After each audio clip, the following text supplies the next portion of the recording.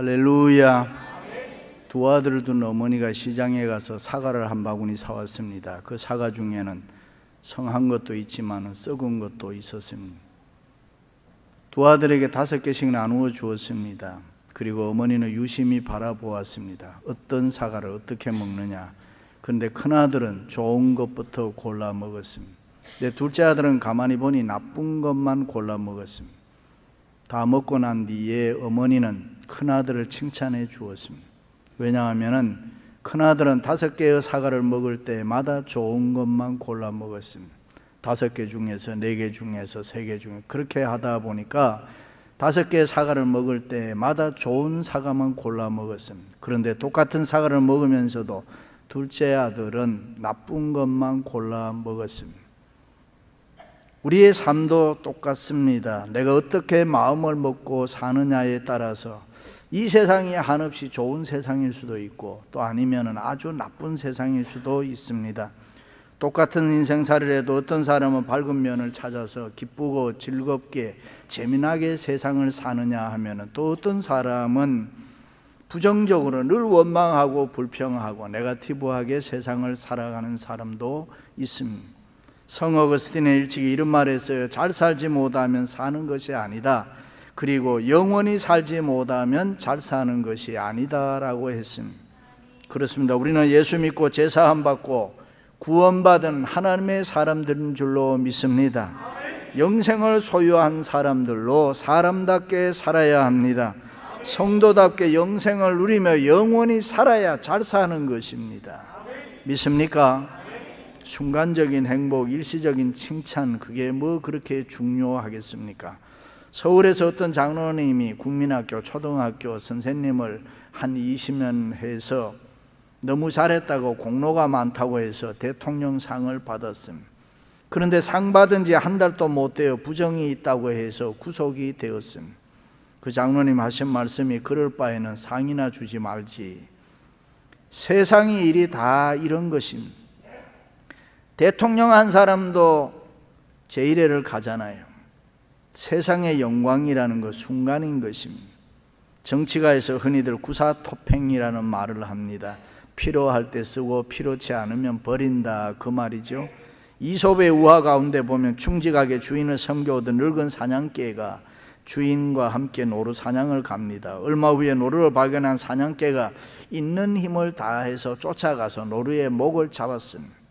그런데 이제는 이가 빠지고 힘이 없는지라 노루가 한번 몸부림을 치자 물었던 노루를 그만 놓치고 말았습니다. 이것을 보고 주인이 말채찍으로 늙은 사냥개를 막 때리는 것입니다. 그때 사냥개가 애원을 하면서 과거의 공적을 얘기했지만은 주인은 들은 척도 하지 아니하고 계속 때렸다 했습니다.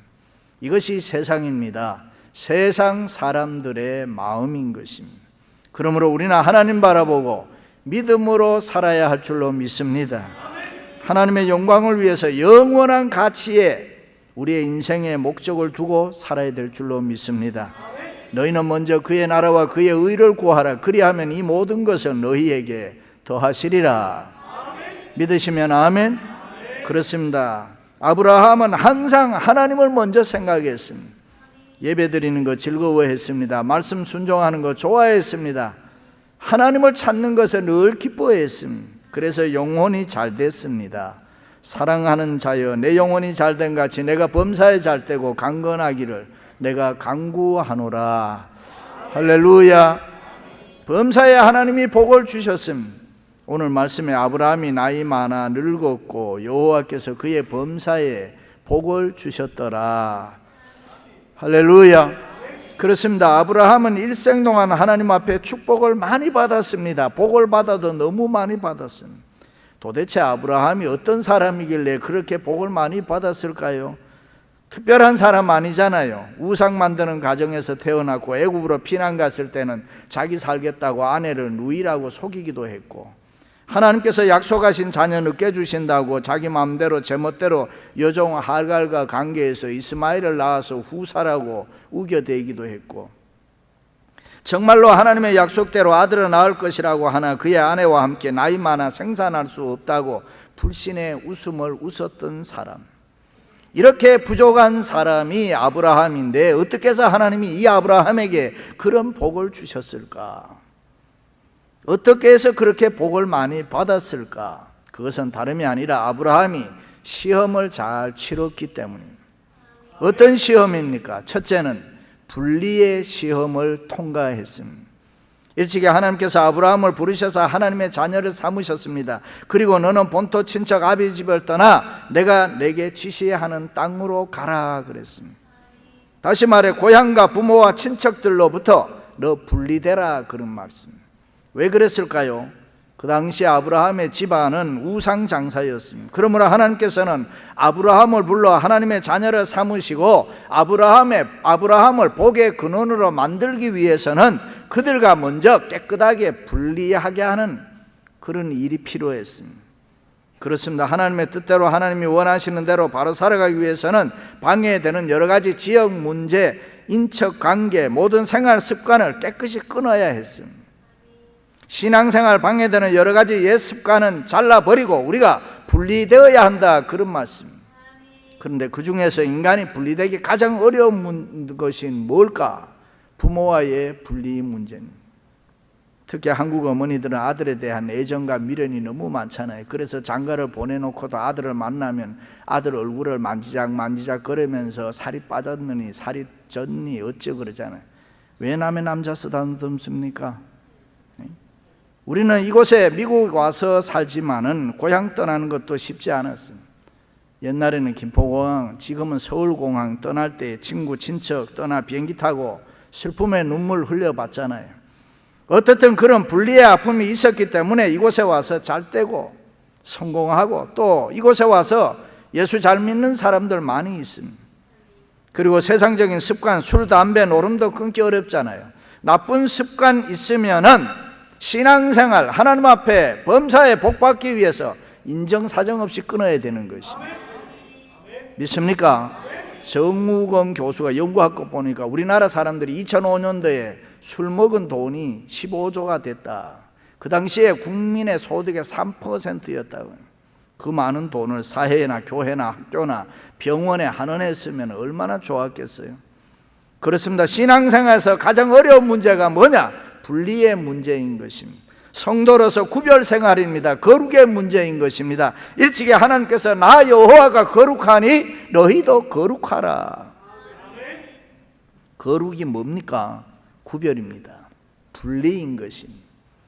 그런데 하나님을 믿고 교회 다닌다고 하면서도 세상적으로 살아가는 사람들 너무 많이 있잖아요. 하나님을 믿고 의지한다고 하면서도 우리가 세상의 것 붙들고 있는 것 너무 많이 있지 않아요?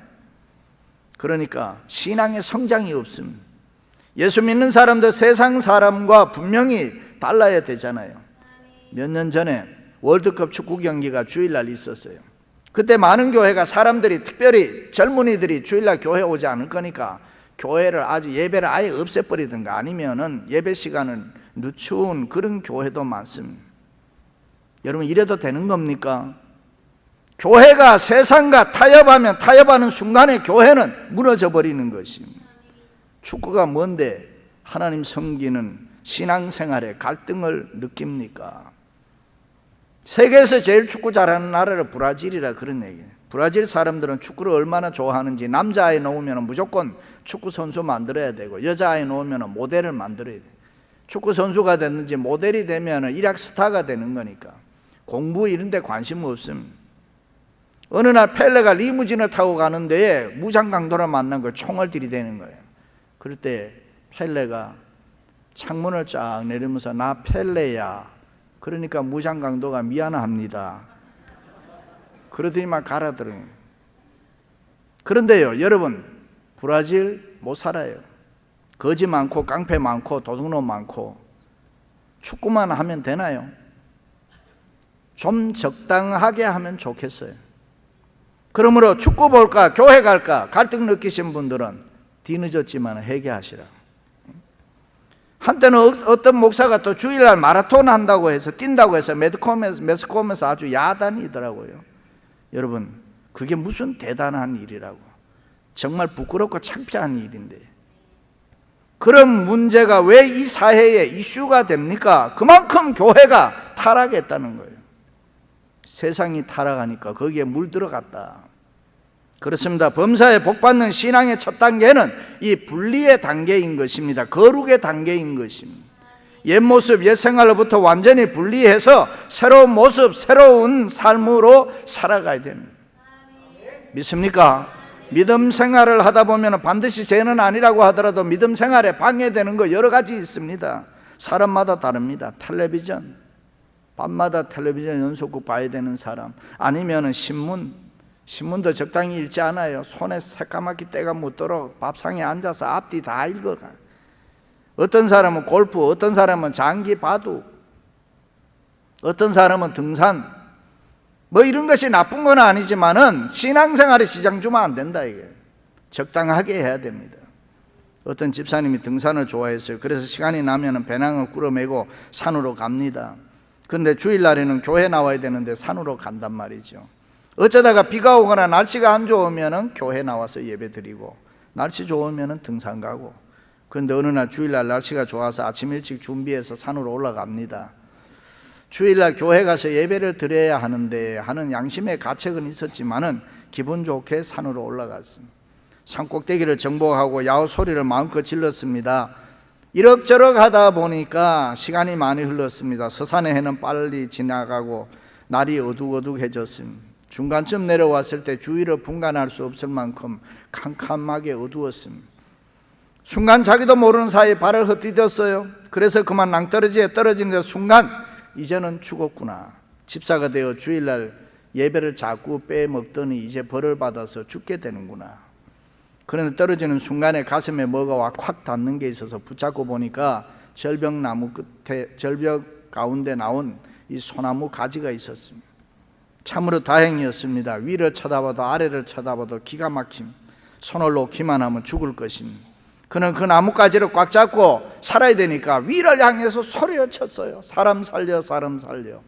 그런데 그 한밤중에 누구가 있나요? 메아리만 쳐서 자기에게 들렸습니다. 이제 나는 죽었구나. 죽음에 대한 공포가 밀려오기 시작했습니다. 그런데 그때 갑자기 이 집사, 자기 이름을 부르는 소리가 들렸습니다. 정신이 번쩍 들었습니다. 예, 이 집사 여기에 있습니다. 그런데 당신은 누구십니까? 저를 빨리 좀 구해 주십시오. 위를 쳐다보고 물어보았더니 나는 내가 믿는 하나님이다. 이 소리를 듣고 이 집사가 얼마나 기뻐했겠습니까? 자기 잘못은 잘못이고 하나님이 교회만 계시는 줄 알았는데 척접산중 산골에도 계시니까 이 산속에도 하나님이 계셨군요. 그 말을 듣고 하나님은 그래 이 집사 내가 하나 물어보겠는데 너는 정말로 내가 너를 구해 줄 수 있다고 믿느냐? 내가 이 시간 너를 구해 줄 수 있다고 너 진정으로 믿느냐? 이 집사 큰 소리 쳤습니다. 그럼요. 무슨 말씀을 그렇게 하세요? 그래도 명색이 집사인데 집사인 내가 안 믿으면 누가 믿겠습니까? 그러니 어서 빨리 저를 구해 주십시오. 그래 내가 너를 구해 주마. 그 대신 내가 하라는 대로 해라. 내가 잡고 있는 손을 놓아라. 아니 그 소리를 듣고 이 집사가 아래를 내다보니까 만에 하나 하나님이 실수하는 날에는 자기는 박살이나 죽을 것 같다. 그래서 이 집사는 손을 놓으려다가 다시 잡으면서 하나님 이것만은 안 됩니다. 이 손 놓으면 저는 죽습니다. 그러면서 이 집사가 하는 말이 거기에 하나님 말고 다른 사람 없습니까? 자기 소리에 깨어보니 꿈이었다. 이 집사는 그 꿈이 무엇인가 곰곰이 생각하면서 잠은 오지 않고 일어나 성경을 펴니까 히브리서에 나온 대로 모든 무거운 것과 얼매이기 쉬운 죄를 벗어버리고, 이 집사가 얼마나 놀랬겠습니까? 그 뒤 그는 주일을 절대로 등산하지 아니하고 주일 성수했다는 이야기가 있습니다. 그렇습니다. 우리는 그 어떤 것들이 나에게 얼매이기 쉬운 죄인가 단호하게 끊어버리는 결단이 있어야 되는 것입니다. 신앙생활에 방해되는 거 있으면 분명하게 끊으시고 분리되시기를 축원합니다. 할렐루야. 아브라함은 75년이 동안이나 함께 살았던 부모 친척 고향을 가감하게 끊고 성경에 보니 이에 아브라함이 여호와의 말씀을 쫓아갔다. 그렇습니다. 아브라함이 하나님의 말씀을 따라 분리의 시험을 통과했을 때에 하나님이 기뻐하시고 범사에 복을 주셨습니다. 사랑하는 성도 여러분, 아브라함처럼 끊어야 할 거 끊고 자를 거 있으면 자르고 버릴 거 있으면 버리는 이 분리의 시험을 통과할 수 있기를 주님의 이름으로 축원합니다. 두 번째는 선택의 시험을 통과했습니다. 하나님께서 아브라함과 롯에게 축복해 주시니 부자가 됐다. 가축이 많아지고 종들이 많아지니까 아브라함의 종들과 롯의 종들이 서로 싸움이 잦아졌습니다. 이때 하나님께서 아브라함에게 선택의 시험을 치렀습니다. 당장 눈앞에 보이는 푸른 초장을 선택하느냐, 아니면 하나님이 약속의 말씀을 붙들고 보이지 않는 축복의 근원이신 하나님을 믿느냐, 그것을 보기 위해서 아브라함을 시험을 칩니다.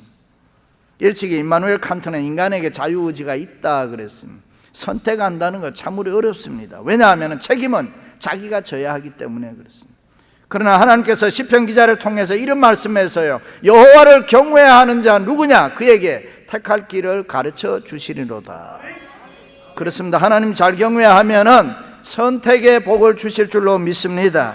그래서 아브라함은 어느 날 조카 롯에게 내 앞에 온 땅이 있지 아니하냐, 너와 내가 싸우지 말고 나를 떠나라. 내가 좌하면은 내가 우하고 우하면 내가 좌하리라. 그때 롯은 당장 눈에 보이는 기름지고 윤택한 좋은 땅 선택했잖아요. 이에 롯이 눈을 들어 요단들을 바라본 즉 소알까지 온 땅에 물이 넉넉하나니 여호와께서 소돔과 고모라를 멸하시기 전이었던 거로 여호와의 동산 같고 애굽 땅과 같았더라. 그러므로 롯이 요단 온 들을 택하고 동으로 옮기니 그들이 서로 헤어졌다. 그렇습니다. 아브라함이 롯처럼 눈에 보이는 대로 기름지고 좋은 땅 선택한 거 아니잖아요. 아브라함은 복의 근원이신 하나님 선택했습니다. 다시 말해 아브라함은 당장 눈에 보이는 축복보다가는 하나님께서 약속하신 내가 너로 큰 민족을 이루고 내게 복을 주어 내 이름을 창대케 하리니 너는 복의 근원이 될지라, 그 약속의 말씀을 선택했다 그 말. 그 결과 어떻게 됐습니까? 아브라함은 계속 하나님의 축복의 복을 받았습니다. 믿음의 조상이 되어 예수 그리스도 안에서 아브라함의 복이 이방인에게까지 미치게 됐다. 인류 구원의 역사가 이루어졌습니다. 할렐루야. 그러나 롯은 하늘 아래서 남들이 부러워하는 최고의 삶을 살리라고 꿈을 꿨지만은 소돔과 고모라 성이 멸망할 때 오히려 가지고 갔던 재물과 가축 다 빼앗기고 건지지 못하고 아내는 소동 기둥이 되는 망하게 됐다. 그렇습니다. 신앙생활은 항상 이 선택의 시험이 있습니다. 이것이냐 저것이냐, 지금 당장 눈에 보이는 물질 세계냐, 아니면 눈에 보이지 않는 영적 세계, 하나님이냐 세상이냐, 말씀이냐 떡이냐, 머뭇거리면 안 되는 것입니다. 어느 한쪽을 택해야 되는데 우리는 무조건 하나님, 무조건 하나님 말씀 믿습니까? 양다리 걸쳐도 안 되는 거예요.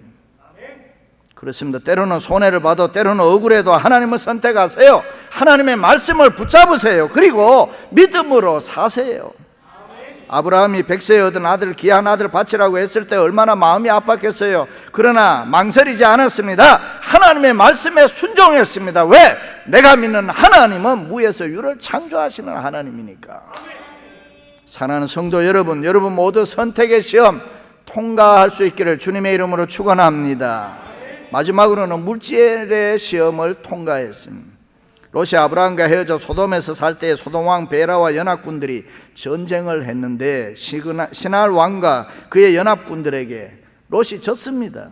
따라서 롯과 그의 식구들과 종들이 다 포로로 잡혀가고 가지고 있는 재산 다 빼앗겨 버렸습니다. 그 소식을 아브라함이 듣게 되죠. 그때 아브라함이 이놈 잘 됐구나, 좋은 땅 선택해서 부자 되겠다고 가더니만 꼴 좋다 뭐 이렇게 하지 않았습니다.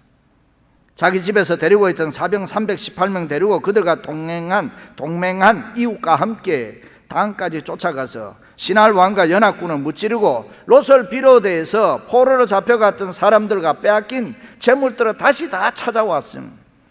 그때 살렘 왕 멜기세덱이 떡과 포도주를 가지고 아브라함에게 나와서 그를 축복함으로 아브라함은 찾아온 재물 10분의 1을 멜기세덱에게 바치게 됩니다. 이것을 보고 있던 소돔 왕이 아브라함에게 사람은 다 내게 보내고 모든 물질은 내가 다 가지고 가라. 그때 아브라함은 거절했습니다. 내 말이 내가 아브라함으로 치붙게 했다, 그러니까 너 때문에 내가 부자 됐다, 그런 소리 듣기 싫다. 신들매라도 내가 취하지 아니하겠다 했습니다. 왜 그랬을까요? 단순히 무슨 아브라함이 뭐 자신이 깨끗하게 보이고 싶어서 그랬을까요? 아닙니다. 아브라함은 하나님이 축복해서 부자 되었다는 소문을 받기를 원했대요. 하나님이 복을 주셔서 내가 복 받았다는 소문이 나서 사람들이 하나님께 영광 돌리기를 원했다. 하나님 믿지 않는 소돔 왕이 물질 많이 주어서 축복받았다는 그런 소문 나는 거 나는 원하지 않는다. 그래서 단호하게 거절했다.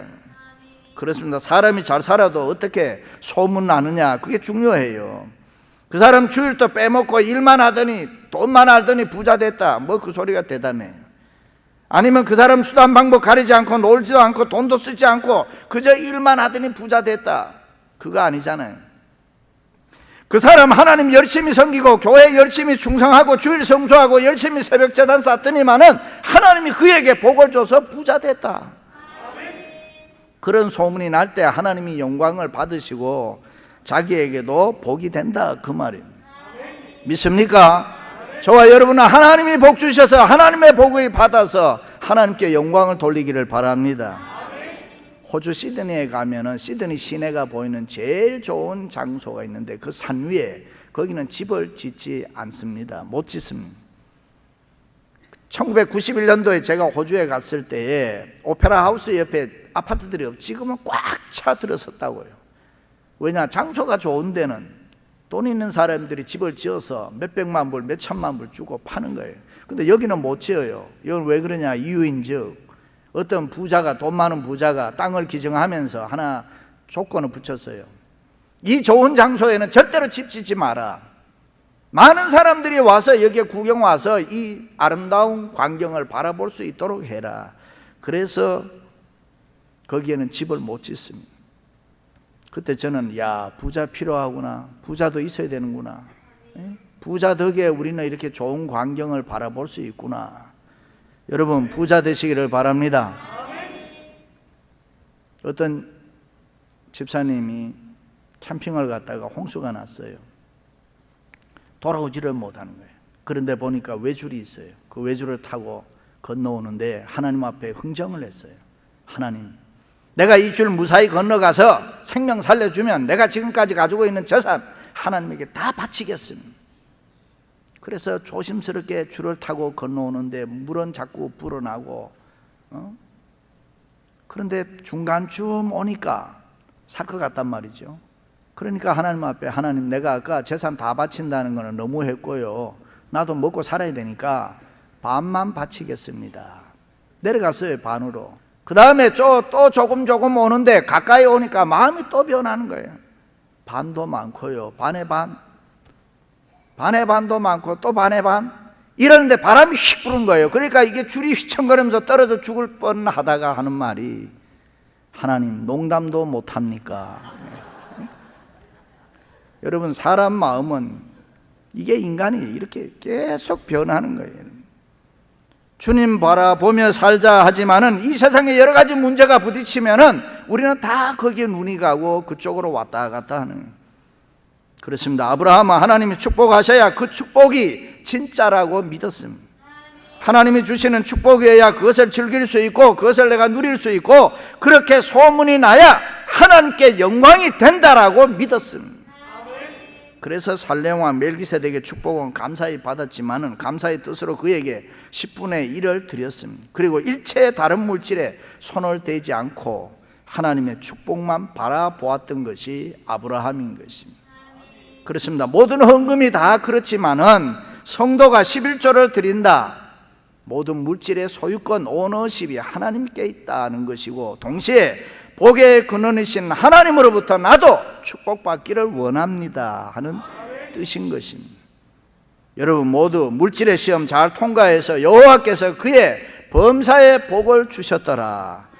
영육간에 부자 되시기를 주님의 이름으로 축원합니다. 축원합니다.